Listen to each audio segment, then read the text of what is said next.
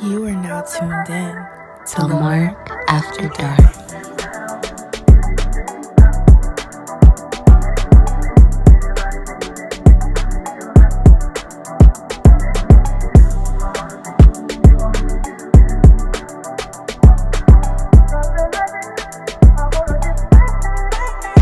What's up, guys? Lamark After Dark, another fucking episode. Hello. Another episode. Let me not say fucking episode because people get like really. I mean, it's fitting. No, but I'm trying to be more family friendly. Oh, yes. Hi, Mom. Sorry. Yeah. So. Actually, no, I do not want my mom to watch this episode. No, she might enjoy it. But we're losing viewers like that. I feel like we have to promote for everybody. You're know? right. Exactly. Well, kiddies, you're going to learn about something today. Right. Because I feel like the theme song was very fitting for this guest. All right. Welcome, Mr. King Noire, to Lamark After Dark. Peace. Thank you for having me. We have applause. We have like a button thing, but you can't hear it. Yeah, with there's an headphones, applause. I don't have the headphones. But your on. butts, it's okay because you'll hear it when it's done. After, so. I believe you. But welcome to the show. Thank So you. first, how did you come up with the name? King Noire. Yes. Me and my peoples, we used to always just be like, peace God, peace King. Ah, okay. So King was my stage name when I used to dance and do parties and things like that. My company was called Szn3. So Like strip because- dance? Yeah, I stripped. I did erotic touch massage. Oh. Like sex toy parties and things like that. And Szn3, I created that company to cater to black women. Ooh. So that's why it's spelled with the E at the end. I know that's right. And people they used to call me King, but then they started to be like, that's King of Szn3. And then it just became, that's King Noire. And I just kept it. Oh, wow. So not only does he know his mathematics, he also came up here and just, you took Right. the pieces of your journey and was like, let me put it together. And it actually is very fitting. Did you like stripping or erotic massage more? That's tough. That's a very tough one. I enjoy stripping and go-go dancing because I love to be on stage and I love the feeling of dirty money on my body. Okay. Like, there's something about that shit made me hard. You know what I'm saying? And then also like sweating, dancing, just the club environment. I love the hustle of it. But erotic touch massage it's so personal that I enjoyed that aspect of the erotic massage because I always think like clients would be like, wow, no one's ever touched me there before. And it would be like a place, it wouldn't be, an erogenous zone. It'd be just a different part of their body. Like, oh, no one's ever massaged my calf or my forearm or the back of my neck. So it's like you get to actually take someone on a journey in that time and space.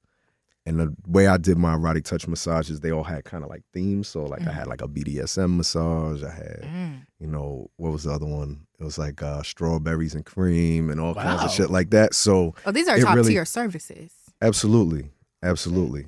So, like on those kind of aspects, it was like creating a fantasy in the time and then also helping somebody relieve tension. And so Wow. Now, during these massages, is there like a happy ending or is it just kind of like a get you there and feeling relaxed? be happy the whole time. Oh, okay. All right. More power to More it. power to you. Listen, Like- listen. Never know, one day, maybe. If life keeps going the way it's going, I'm going to have to end up a customer because, Lord. Well, I think that's one of the things, like men have afforded services for their pleasure hundreds, if not thousands of years, and it's been acceptable. I think one of the reasons I created Szn3 and why I said it was catering to black women is because women don't afford themselves pleasure. Like having a pleasure budget is not something most women afford themselves because they're told like, one, if you have to go to somebody for pleasure, then that means you're not desirable, which is farthest from the truth. It just means that you're like, this is what I want done. I don't want a motherfucker acting funny afterwards. I don't want him calling me, stalking me, bothering me, or curving me. You know what I'm saying? It's just like, this is what I want. This is how I want it. And I want somebody to do it who's professional, going to respect me and get the job done.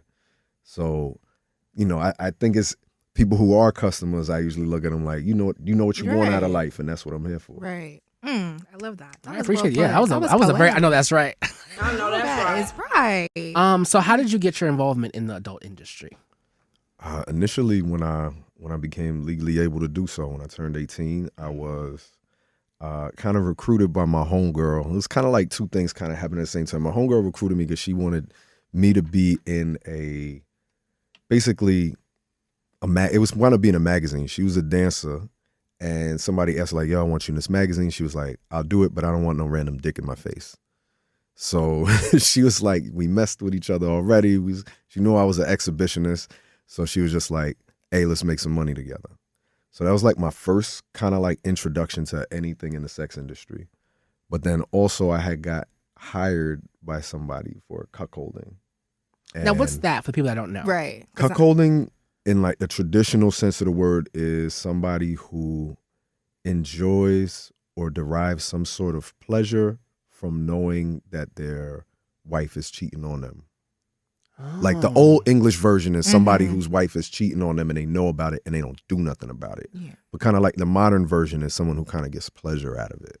So I was hired by different couples back when I was still living in Jersey, out here in New York, you know, to basically fuck their wives in front of them. Wow. Oh. Okay. So how did these people know that you were the person for the service? Did they see you when you were dancing? Did they know about your magazines? Like, someone from that, but my first initial time, I was on like Live Links or one of those phone joints. Oh, okay. And I didn't even know technically what cuckolding was, and I was just on there kind of just throwing shit at the wall and seeing what sticks, just on some hustle shit. Kind of like, yo, at the time I was probably, you know, letting people know I had green on me or whatever, like just all these things. And they liked my voice. They liked my description. It was like, if you really are about what you about, like, I want to hire you to fuck my wife, basically. Wow.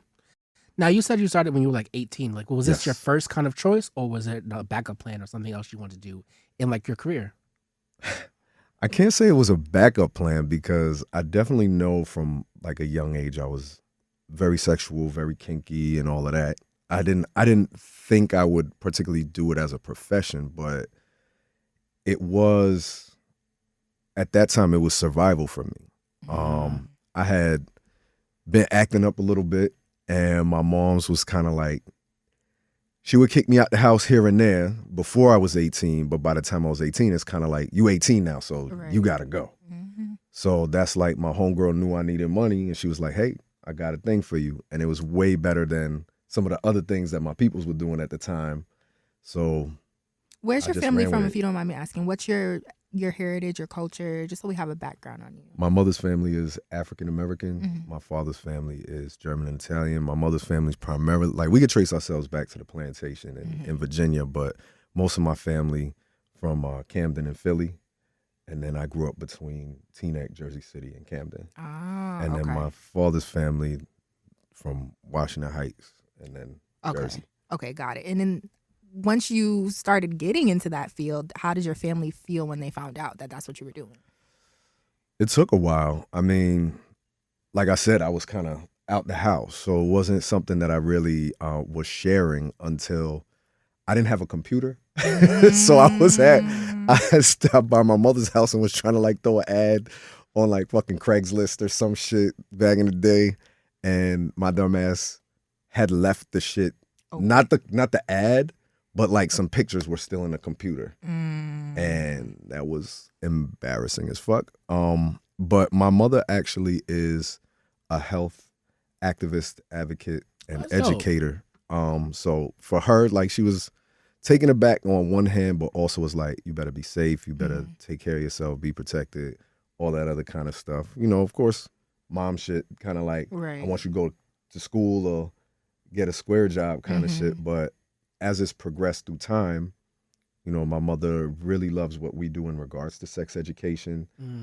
She actually helped us come up with the name of Royal Fetish Films. Nice, okay. You know what I'm saying? So like now it's kind of like come full circle in the sense of where she's like, okay, I see what y'all doing, and it's empowering. Because my mother taught me at a very young age, she said, I don't care what it is that you do, it has to benefit your community. It has to benefit your people.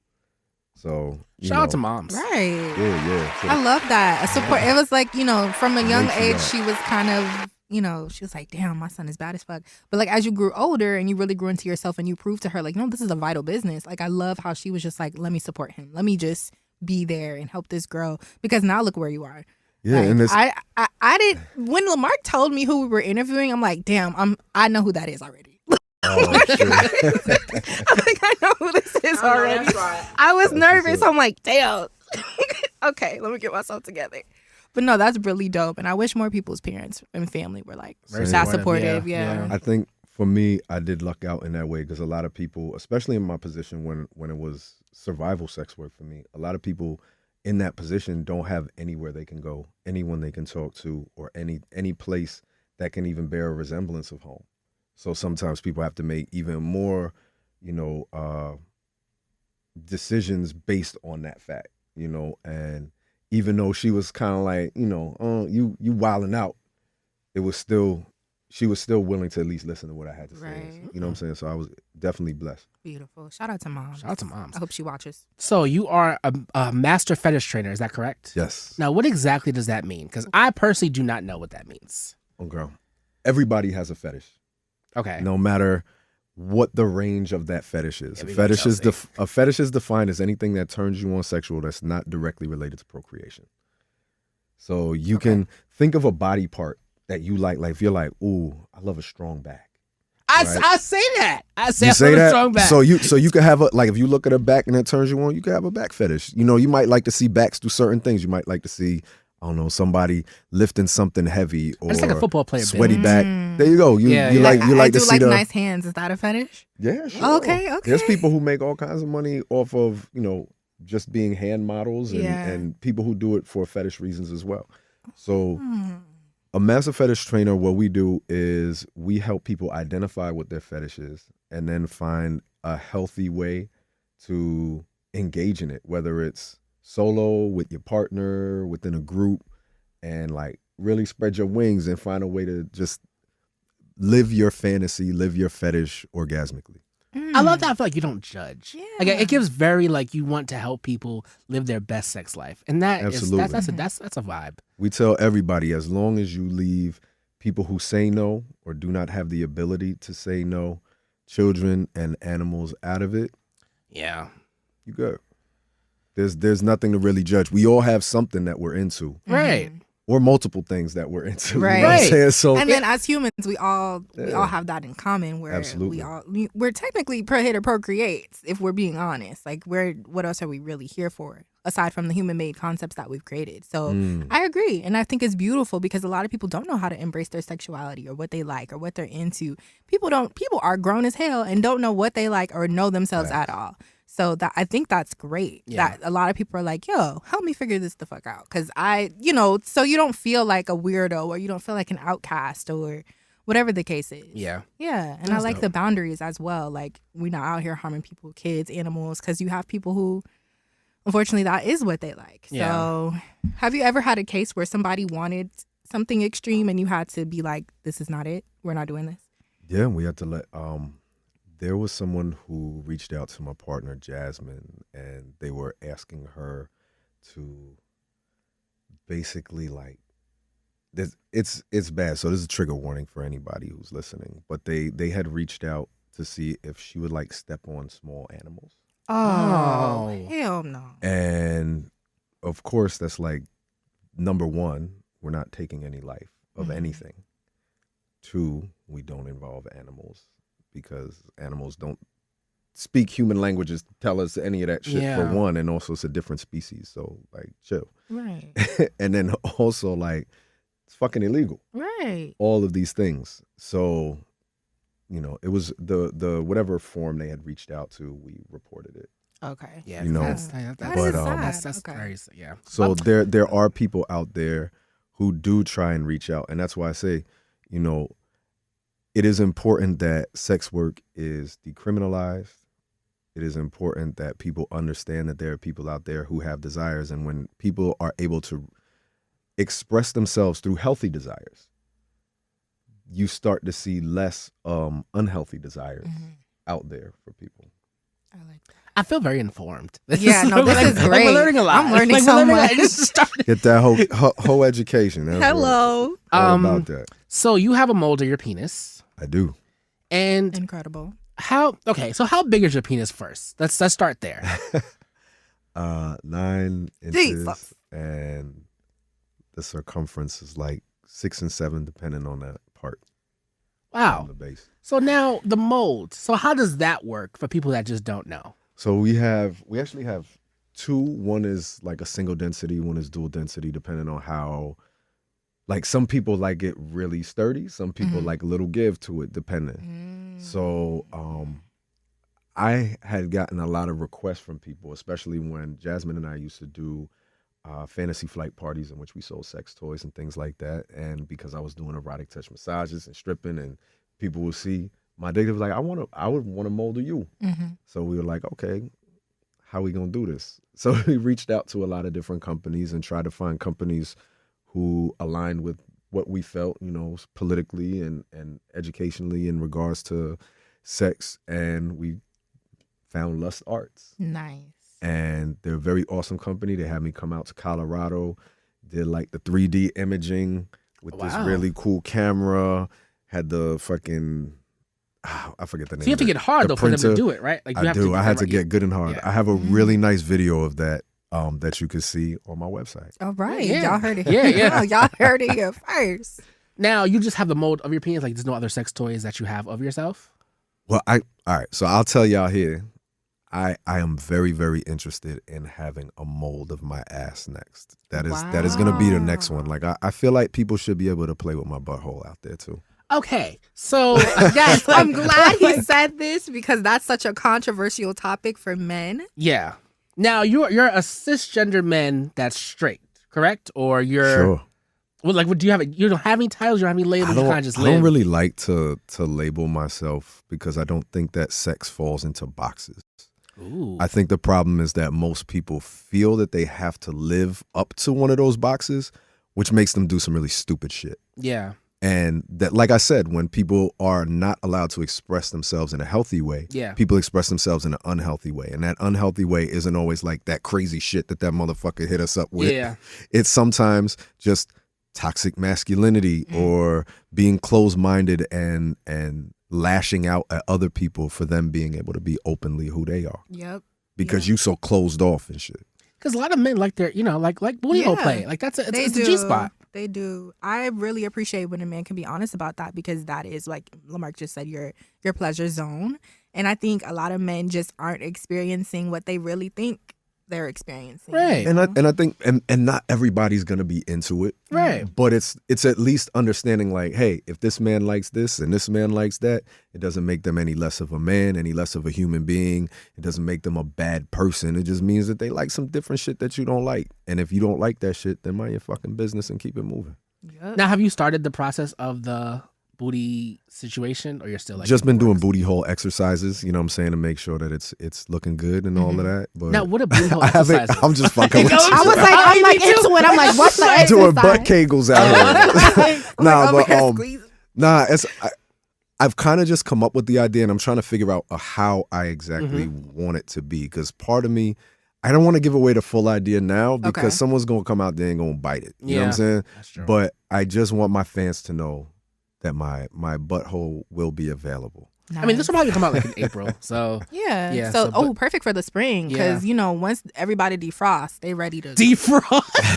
Listen, I'm telling you, the spring, the freaks just be outside because in the winter it's hard. You might have like one or two boos and you got to travel to go see them. No, in the spring I feel like everybody's. I live in Florida now, but lucky. I have, for me, like one of my favorite memories of just growing up in Jersey was that first thaw out, because you know they gonna be outside. You're gonna see some sundresses, you're gonna see some little shorts on or something like that. Like everybody's like, oh, it's the first good weather. I've been low cut top because my titties is hot. Exactly, all of that. Like shit's all be of out. Oh man, I'm with Guns out. What part of Miami? I mean, Florida do you live in now? Now we live in the Tampa area. In Clearwater. Oh, nice. Okay, got it. I love Tampa. Shout out to Tampa. Twerk for Tampa. I'm here for you. Listen, I'm always rep Florida. I'm sorry. I don't care what America says. It's where I'm born, where I'm raised. So I just wish to have that's how I feel about New York. It's the same thing. It's the same thing, Chelsea. So that's how I am about Jersey. Even though like people talk a lot of shit about Jersey, they do. Y'all do be wildin'. When I found out the truth, I was like, yo, I didn't know Jersey got down like that. Jersey does be wildin', but in a good way. Yeah, no, and you guys have some of the best dancers too. So facts. Offer it. So I know you have a rap song, right? You have a rap career, or is it a Yeah, I've been making music since I was a shorty as well. I actually had a whole nother career in music, but with us releasing our own films, I wanted to kind of like change the idea of what porn music can be. Oh, porn music. You know what I'm saying? So a lot of, some people automatically have that stereotype back in the day type, the bound chicka wow wow shit from porn, right? Yeah. But a lot of porn, especially when we started Royal Fetish Films about 10 years ago, all black films that were shot by white companies were super stereotypical. So like even the music, it didn't fit the people. We were fetishized instead of us enjoying and engaging in fetishes. Excuse me. So like, we were like, one thing that is important to us culturally is our music. Yeah. From the spirituals to fucking trap. You know what I'm saying? Like, we have always had music as the lifeblood of our people. And also, when we talk about fetishes, a lot of times the fetishes that we hold within our community aren't really accepted as fetishes because, like they magical Negro us. Yeah. So it's kind of like, all black people have rhythm. All black people did it. All that kind of shit, right? Yeah. But one thing about our music is we have that shit for all times, all elements, all moments of our life. Like, I'm sure everybody listening got a fucking clean up the house playlist, right? Yeah. Everybody got to have sex playlists. So we wanted to make that kind of music that fits with the characters and the fetishes and the scenes of our films. You know what I'm saying? Instead of just pulling some random shit. There's so much attention to detail in what you do. Right. I absolutely love that. I've What's your literally sign? never heard. Yeah. What is your sign? I'm a Capricorn. Oh. I done ruined it. She said I ruined it. I was going to take Scorpio. I was like, okay, I'll take Scorpio. Capricorn. Okay. I appreciate y'all, but I have a hard time with y'all. Me too. No pun intended. Yeah. Actually, Great you know sex. What? This Great makes sex. sense, yes, because Great it's sex. great sex. It's just a lot. It's no shit. I just told a Capricorn this last night. I'm like, when are you gonna look in the mirror and just learn how to be nice? I had a Capricorn get cute with me today too. So I'm so nice. You are. You're You're just lovely. fucking with you. I'm You're terrible. lovely. No. Are you really terrible? No, I'm not. Okay, but I can see the hardworking side. Yeah, Obviously, yeah. like you are just thinking about every avenue, every detail. That is amazing. Because, fun fact, guys, I actually, for those of you who know, I do DJ. But if I had to pick like a category I enjoy in porn, it is like porn music video kind of vibes. But like the classy ones, not the ones where it's like you said, like it's real cheesy sounding. Like they put real like instrumentation and like the visuals go with the beat. Like it's almost like a lyric video, but it's porn. So the fact that you're putting in work to that, like that's something I would watch. You should I love check, that. You should check most of our newer scenes because, and don't let me forget to talk about my new single though. Okay. But a lot of our newer scenes, and this is also my partner Jasmine, she's just how you said, she the same way. She was just like, I don't like all of the dialogue. Mostly because a lot of people in our industry, like they are amazing at sex, but a lot of them can't fucking act. So you don't really need the dialogue from somebody who's not giving you what the character's supposed to give you. But how do you also then communicate that you want to see these two people fuck? Like, where do you bring that chemistry? So we do that through our editing a lot of times, where you'll have like either a BDSM scene or a romantic scene, and we allow the people in the scenes to actually vibe on some real shit, conversation, but the conversation might be just cut up.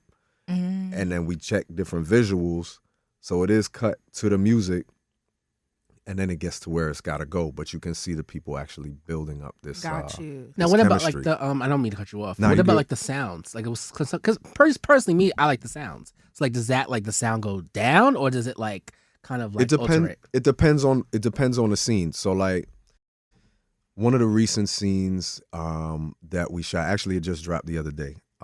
It's called Baptizing Spit.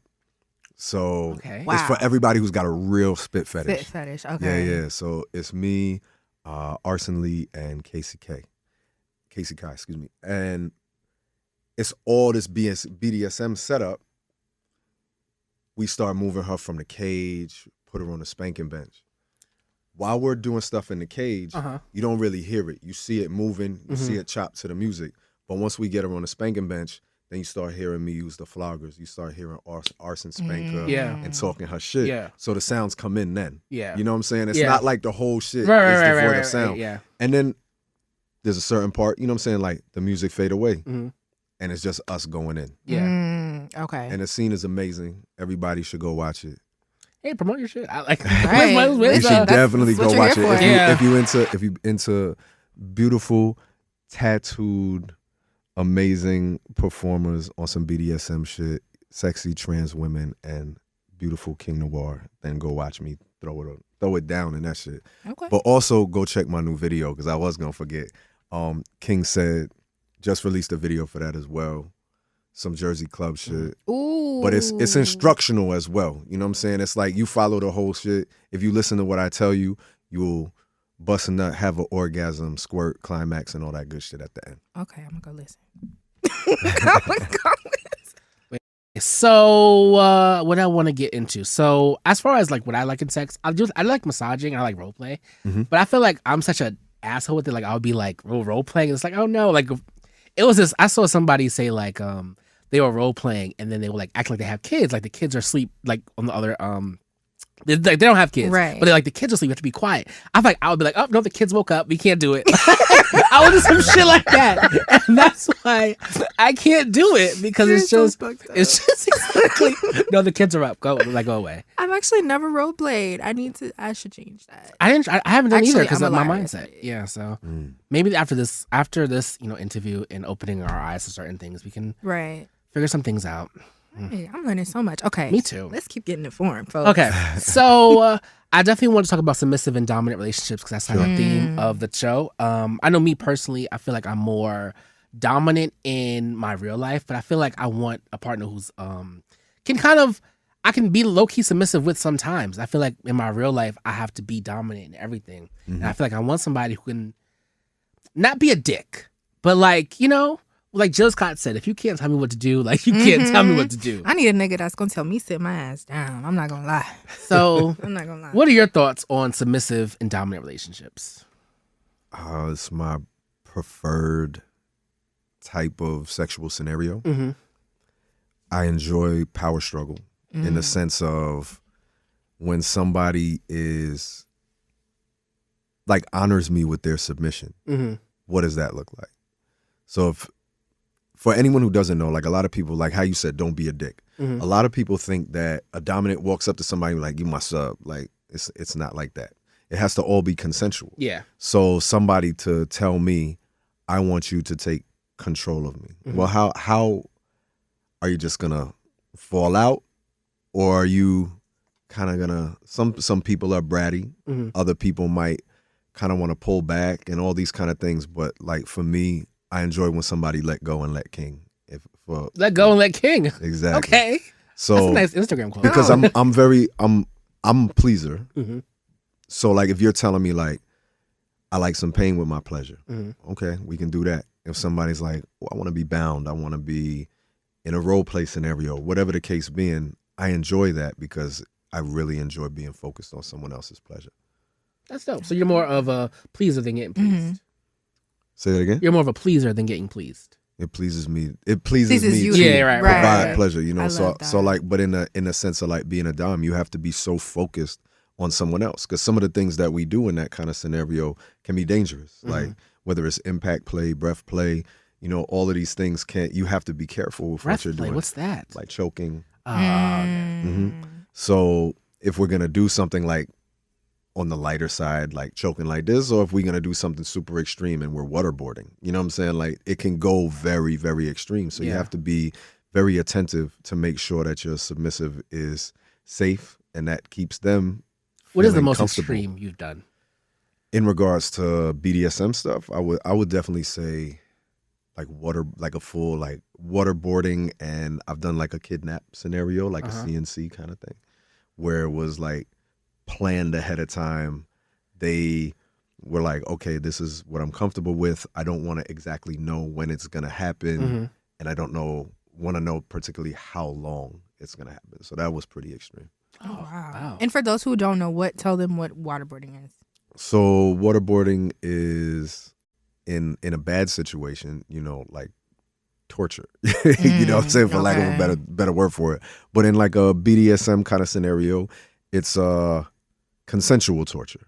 So waterboarding, it can be, some people it's like upside down, can use like a heavy wet towel on somebody, or pushing water into them in that way. Oh shit. Yeah, that's yeah. But I mean, hey, I'm learning a lot. Oh yeah. Okay, so Chelsea, do you have any questions? So I want to ask about your partner. You mentioned when you came in, are you married? Yes. Okay. So you're married, and how does that work with you and your partner with the business that you guys are in? Because you guys run it together. Yes. Okay. So are you guys in an open marriage? Is this like a monogamous marriage, but like you guys know what it is when it comes to the career? How do you guys keep a healthy balance between what you do and then your relationship? I'm polyamorous. Okay. And my partner, Just Setting Jasmine, she describes herself as a sexual opportunist. Okay. So she enjoys when she gets put into some scenarios, and I'm a hunter, so I like to bring her fun people to play with. Okay, got it. What's fun? Oh man, I'm sorry. I always have a it question. probably depends on the day. Huh? So she had told me one time that, she told me she enjoys using people as sex furniture, like just fucking on top of people. Oh. So we had shot a scene with a really dope performer named Dylan Diaz. And Dylan Diaz don't never miss a day at the gym. Mm-hmm. So Dylan Diaz, his husband, Jake Waters, also don't miss no days at the gym. Mm-hmm. So I said to them, like, I want y'all for Jasmine's birthday. So we shot a scene for Jasmine's birthday. Like, I had all these flowers for her. It was really beautiful in Vegas and shit. And basically, they put on a show, like a sex show for us. Mm-hmm. Then I had them kind of like hold her and like swing her into my dick. Sounds incredible. Had them like shoulder to shoulder.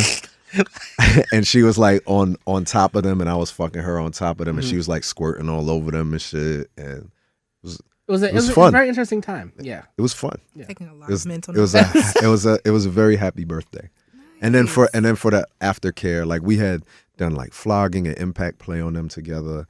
Then for aftercare, we put them in the tub, put some rose petals in the tub, clean them up. And they married now, so I figured we did something good. Wow, that's beautiful. It's dope to find somebody that kind of can really match your level of intimacy. Like I feel like that's dope. You have to. Yeah. You have to. That's what keeps people together. Yeah. Or you have to understand what your partner's level is and respect that and allow some sort of outsourcing if you're not going to do it. Yeah. Because that's what we have in our relationship as well, where, like, for example, Jasmine doesn't do anal, but she is more than happy to set me up with people who do. Right. Would you do anal? What'd you say? Would you do anal? Like anything with your anal? I don't get penetrated, but but vice versa. You could rim me, you could eat my ass, spitting it, all that good shit. But I fuck other people. Right. So, but she doesn't. Yeah. Right. So she pegs people, but she don't receive. Okay. Now, because I'm sure you meet literally hundreds, thousands of people that are interested in you, that you've, done business with. So how did you know that Jasmine was the one to be your partner?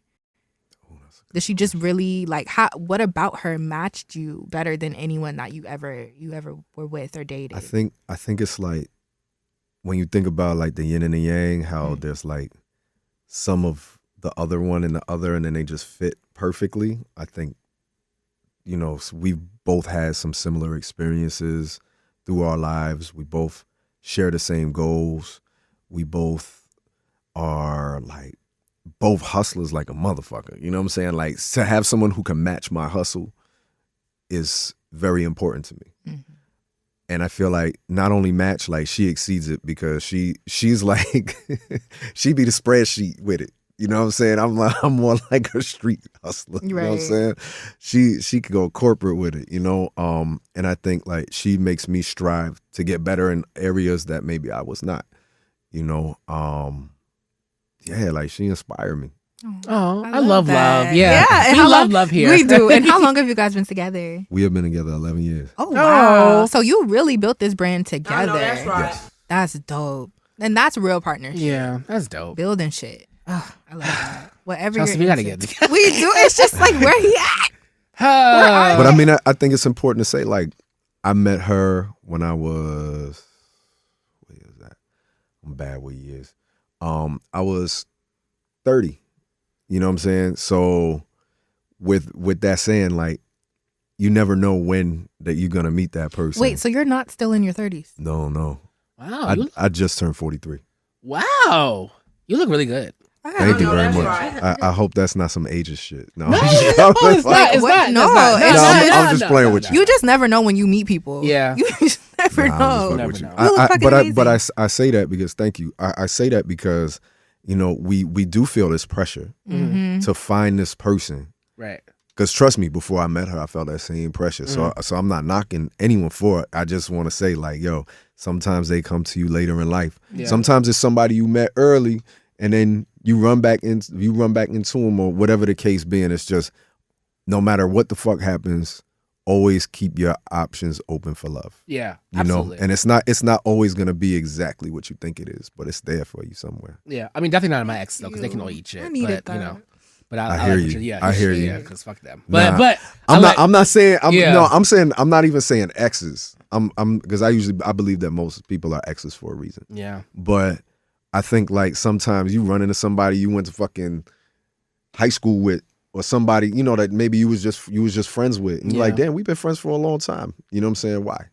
You know what I mean? Sometimes it is a little bit more, and I've known people in a lot of different scenarios where they found a person they loved from somebody that they knew from childhood all the way that they met them on Tinder. Some people be like, oh, I met this person on Tinder, I can't fall in love with them. Yo, if they're somebody that you fuck with, Right. and you're like, wow, these are real feelings, Mhm. who cares where you met them? Right. Love them.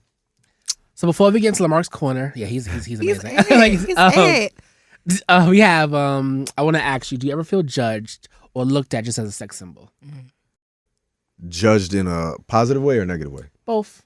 Definitely. You feel the negative in our profession in a lot of ways, because you know, number one, if you're a sex worker, and I'm talking about from, you know, stripper to in-person full service cam model to porn, all aspects of it, we're told like that we're lesser and that we don't deserve love because we're hoes. You know what I'm saying? So definitely in that aspect. And then also people be real judgmental of little things on your body that you might have never fucking noticed before, which is hilarious to me. Because they're like really looking like into porn. I They're mean, really we be looking shooting into in 4K and shit, you know what I'm saying? 4K So is- be like, oh my God, look at your mole on your butt. Like, yeah, I got a mole on my butt. I'm sure you got one too. So the fuck what? You know what I'm saying? Yeah. But like you feel that, and I think it does go back to what we were talking about earlier, is that people who are not comfortable to express themselves Right. They take judge that it. shit Yep. out on other people Yep. Right. who seemingly are.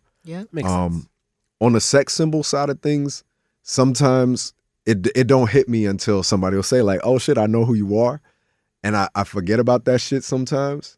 Like being back in Jersey and New York, like, and you know, in Florida, you couldn't not have to talk to nobody. Yeah. You don't bump into somebody unless you going out for something. Right. But here, you outside walking the street. So I've been walking the street and people are like, oh shit, King Noire. Yes. Yeah. And I'll be like, oh shit.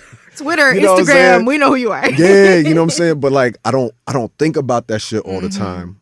Because you're And just you. it's like I love what I do. Yeah. So it is really humbling, And you give and it people makes me happiness. feel really nice. Like that shit is beautiful. Yeah. That's dope. You ever sit and think about how many people have found pleasure from you? That's crazy. I Like, looked at my thousands. X video number, and that shit is wild. I was like, this Like- many people have seen me fuck at least once. Like that's crazy. That's good. That's amazing. Hey. I've told you I'm an exhibitionist, so like for me, That's a that Right, shit, that's that a shit, good thing. it sent me to a good Yeah. place. You picked something, you found what you loved, and you are excelling at it. Thank you. We fucks with Gotta that be here. the best. Yeah. Being the best that you could be at, you know, your skill. Whatever you do. Exactly. All right. I think we're gonna get into Lamark's corner where we answer questions that people Oh, send in. yes. Okay. Let's see what they got this week. Lamark's corner, where I answer all the questions you guys send me, advice, shade, all that good stuff. Yeah.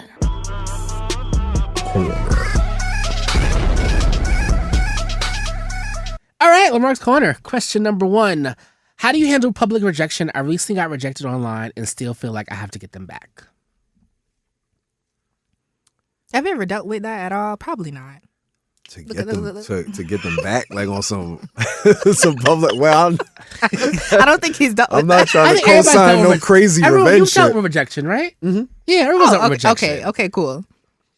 I think I've always been this way. I definitely believe that if somebody tells you no, you wind up in the same place you was before you asked. Yeah. So you might get rejected, and this doesn't even have to do with relationships and shit. It could just be in a business situation. Like I said, I reached out to mad companies before I found the one that was gonna do the mold, right? So it's just like, if you're willing to keep on going with something, if you're willing to keep on pushing with something, then usually you're gonna get that reward in the end of whatever it is. So I wouldn't suggest going out for revenge for somebody who rejected you, because people have the right to say no. You know what I mean? People have the right to not be interested in you. Yeah. You know what I mean? And everybody's into what they into. Because if you start coming at people like that, think of all the times that you've rejected somebody, and that shit gonna come back on you hard. Exactly. Don't block your own blessings being nasty. Just move on. Yeah. What is that publicly? Just still move on. Yeah. And you'll be fine. You gotta, in that kind of sense, be the bigger person or whatever. Because I can't tell you what to do on the radio. Because I mean, it is what it is. Yeah, that's true. Next question: have you ever met someone on a dating app? I'm scared to meet up due to the possibility of getting killed. Whoa, you'll be fine.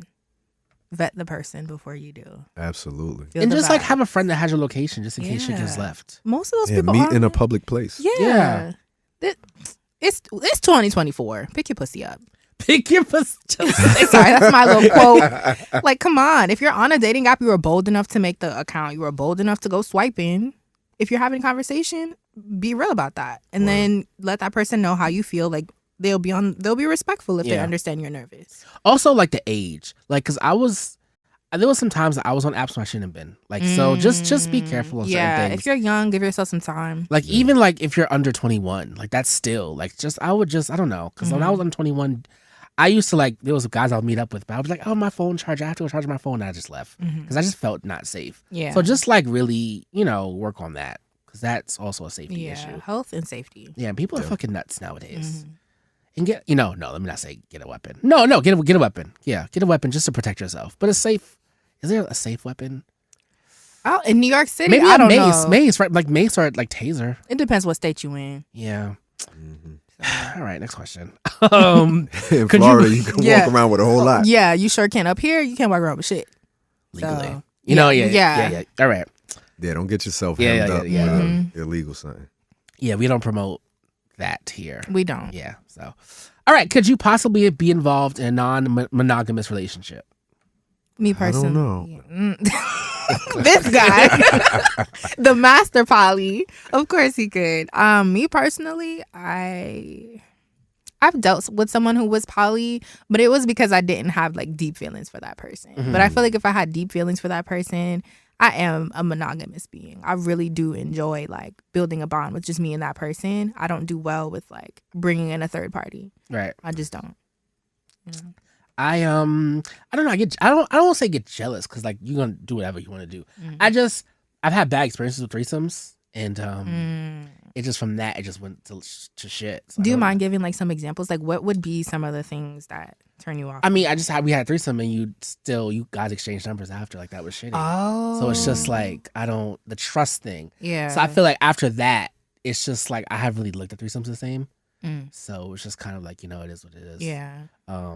But I don't know. I mean, I feel it really would depend, because then it will make me feel am I enough? So I don't know. I would have to really sit down and think about it and see.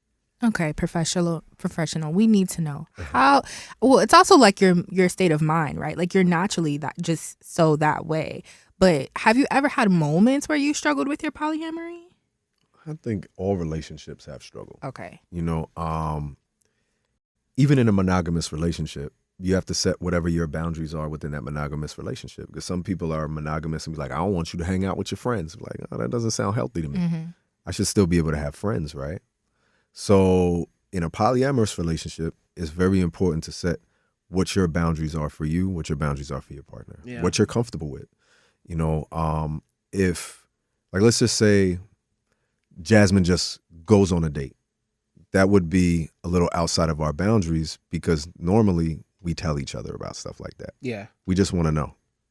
So within a polyamorous relationship, it's not just you do whatever you want, or like, if I was just out and I was like, yeah, I just met this stranger and I fucked him. And I said nothing to her about it, then that would be breaking what is the rules for our relationship. Right. So whatever type of relationship you have, I mean, you have rules for your friendship. You know what I'm saying? Think of your friends. Like, if you had a friend that, I don't know, every time you go out, they swinging on somebody, you be like, yo, I'm not trying to get in a fight every time I go outside for no reason. You know what I'm saying? Angry, drunk friends. So you have rules for your friends too. And I think it's very important, no matter what kind of relationship you have, to be honest with yourself. Like you said, you are a very monogamous person. And I believe that everybody has their own relationship kind of like style that works for them. Be honest about what yours is. Like, for all the fellas that's running around saying they poly, but don't let their women go on dates or whatever, and they're like, oh, she ain't, that's not a poly relationship. You're a fucking asshole, and you just want to fuck a lot of people. Yeah, you're kind of running a cult at that point. A cult? Yeah, because if you're, for example, you ever seen, what's it called? Sister Wives, the show Sister Wives? It's on BT. No, it's like it's them. Got you. And stuff like that. Like, okay, he can have 5 wives, but they can't take another husband. Yeah, or crazy. Or you have these relationships. The guy with the dreads, I forgot his name. He was trying to bring in another wife, and like his wives couldn't date outside of their relationship, but he could do whatever he wanted. Matter of fact, he was having sex with like people who he wanted to bring into the relationship and not even telling his partners. So I totally agree. Like, that you have to be crystal clear on the communication if you are dealing with an open relationship, poly relationship, because that's the stickiness of it all. No pun intended. No pun intended.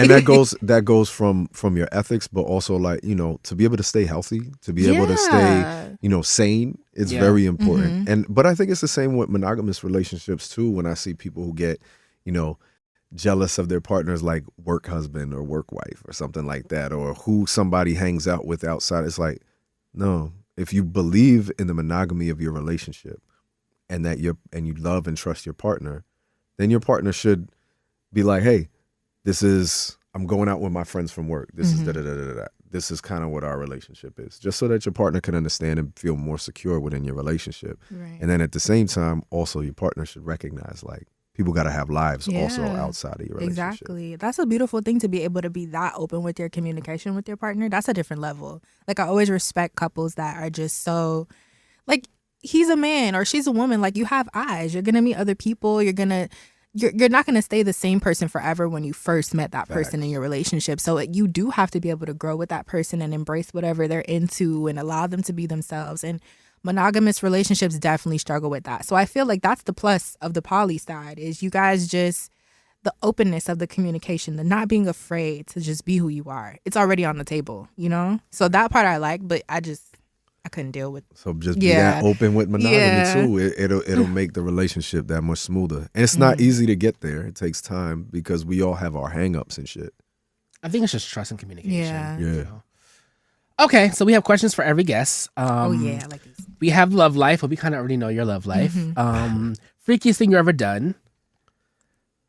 That one is hard because it's like, I don't know what defines freaky. Yeah, so usually it's fun for me to like play this game with people, but with you, you're choosing me terms, so I don't really know what to even. And you did tell us the wildest thing was the waterboarding. Yeah, the water. Yeah, I mean, I think that's wild on some BDSM shit, but like freaky on some sexual shit. I really like group sex. Okay. So threesomes, foursomes, moresomes, and more are my favorites. What's the most? Like, what's the most you've had?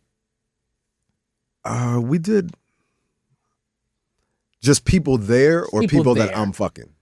Both. I've definitely been to like a sex party that was at least 100 people. Okay. I wasn't fucking all those people. Right. But then for me, in like one group setting, we did this really, really dope scene. It went viral over the summer. I gotta go. And it was How you doing? me, Jasmine, Jake and Dylan were there for that one too, and then also Athena Hayes and Raven, and that scene was nuts. We called it Marvelous Fuck Fest. So go watch that one. But it was kind of like everyone was engaged with each other in some sort of way. Right. So like that kind of shit turns me on the most. And then like this last scene that I did, the Baptize and Spit one, like I love women, cis and trans women. Mm-hmm. So like that is my favorite kind of threesome to have. Yeah. Okay. Because you get the best of both worlds, kind of. If I could be like deep in some pussy and sucking a dick at the same time, it's everything. I just can't. For me, I don't know. Vagina scares me. I never. It's so welcoming and warm and beautiful. Thank you, King. I don't find it that way. I feel like someday Lamark is gonna find himself in a precarious situation. He gonna fall into some pussy. We'll see. And we'll see. It's just see how you feel. It hasn't been. I don't know. It's just not my vibe. Okay. And it's never been. I've never tried. It's just, I don't know. It's all good. We all into what we into. Right. I mean, I'm not opposed. It's just, I don't know. Unless she's Normani, it's just not happening. Yeah, Normani. We're going to leave that alone. Because I want her on this show. And okay, so favorite position. I really like, I don't know what the name of it is, but if a woman's on their back, with their legs in the air, so I can kind of hold her legs. And go straight. Okay. All right. But elevated. I love that position. Okay. So like on a counter. Like if she's on a counter or high up. Okay. So my feet are on the floor. Nice. Yeah. All right. I would say what's your freak number 1 to 10, but I don't even think we should ask. Yeah. That. I don't think. 4. Yeah. So I don't think that's a valid question. He's off the scale. Okay. Well, this has been a very informative show. This has been amazing. Yeah. And we learned a lot. And we really appreciate you for coming by and stopping by. Thank you so much for having me. Letting us know some terms and just being so open and honest, because it's not easy to be. I feel like, as a performer, it's cool to be on. I feel like, your scenes are like your stage. Yeah. But like to come on here and to like really be vulnerable and be vocal is really hard for people that just not really used to that. So I appreciate that, and I appreciate you for spending time with us. Yeah, definitely. Thank you so much for having me. It was nice chopping it up with y'all. Before you go, we open the floor if you have any questions for us. Or anything you want to promote for yourself, because you do have a lot coming up. But you don't have to ask any questions. Like, it's fine. No, I'm going to ask. Okay. Okay, it's on me now. Well, I guess we know that you had known me already now. Mm-hmm. So how did you find me? Uh-oh. Because I told you exactly how I found you. Mm-hmm. Like, I found you on my freak Twitter. I saw you on my freak Twitter when I was, Okay. Oh, my Twitter be. Yeah, your Twitter is my crazy. Twitter be wild. Your Twitter is wild. And you show up on a lot of like retweeted stuff. You show up on a lot of people's, So like I found you on a retweeted video. I was like, oh, this video fire. Oh, okay. This is kind of my type. Okay, cool. And then I'm like, I always kept your name, and you've popped up in different videos that I've seen that are retweeted. So when Lamarck was like, yeah, we're doing King Noire, I'm like, hold up. And he's like, yeah, here's his page. I'm like, really? Seriously? Like, I feel guilty now. No, that's fine. And you say you're a DJ. Yes. What's your favorite song to fuck to? Oh, man. Like if you had one right now, if someone was just like, they about to come throw it down, what song you playing to get their rhythm right? Is it Brent Faiyaz? It would be a Brent Faiyaz song, most likely, yeah.